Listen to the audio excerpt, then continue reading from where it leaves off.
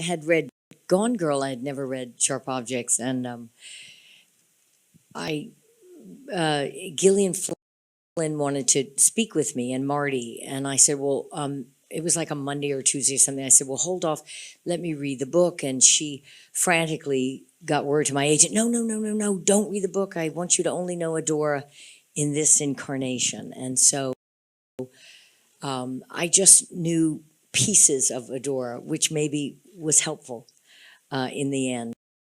I was working on something else with Amy that didn't work out. We're working on a Janis Joplin project, a feature film, and then she got this book. She got offered the part of Camille, and she called me, said, "Would you like to come and try this? Play in this new sandbox, do some television?" And it was going to be her first and my first, and that was before Big Little Lies, and only one script was written. And I read the book first, then I read the script, and I was surprised that she wanted to go into that dark place. And I said, if you want to do this, I want to see this. I want to be the first on set to witness what you're going to do with Camille. And of course, yes, I'd love to do it. Jean-Marc, I believe the way you work is quite fluid. You don't necessarily use marks or rehearsals. Why are you guys laughing?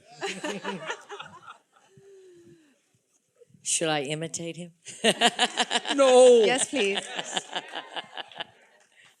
I'm gonna do an impression of her tonight. She gets on the set. Jean-Marc, is this where I start to dance? Where do I finish? Do I have the right dress? Is this No, he just is so like, you start here, then you go there, then you're like, no rehearsal, no,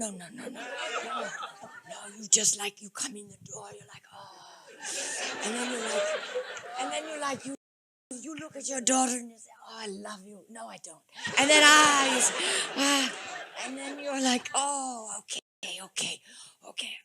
Now what should we do? Just do something. Okay.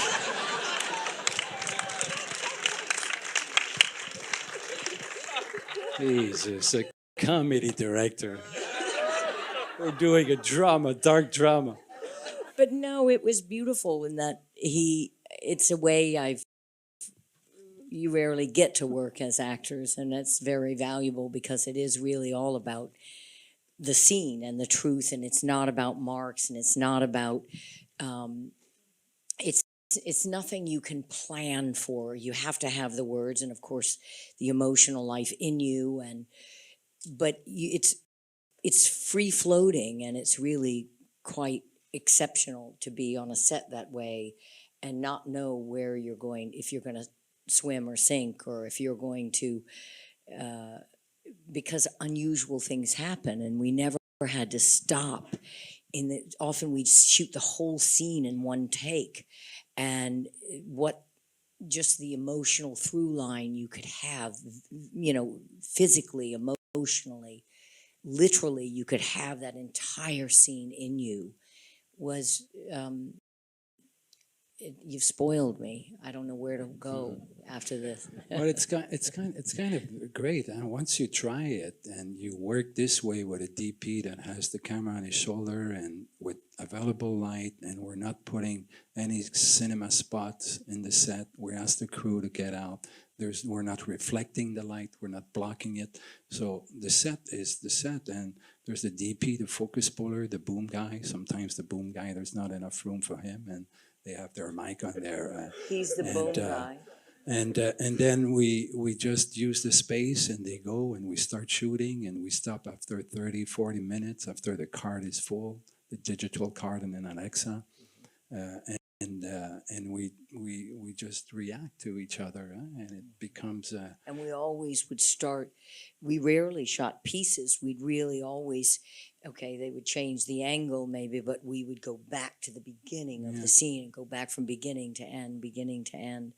So So you guys are really for 30 minutes really redoing it and redoing it and redoing it with all these different angles, and it's and your inhibitions and all of your, the scene is probably starting somewhere up here and it's dropping, and eventually by several takes in, you're so in the world of that place and that scene and these characters, and it really it's exhilarating and freeing.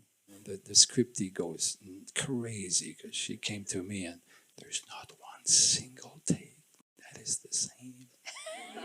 She's doing different things. And I said, I don't mind. It's all great. Let's just let her do her thing and we'll figure it out.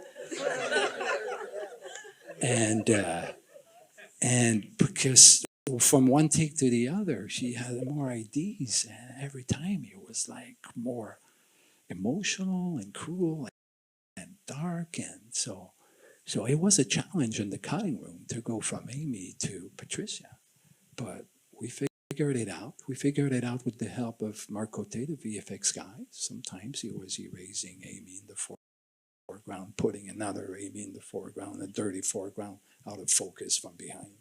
Who knows? But in order to keep the continuity and sometimes we just, you're looking at the character in focus. You're not looking at a dirty foreground. So we don't care if there's some continuity or not, because it's all about what they did.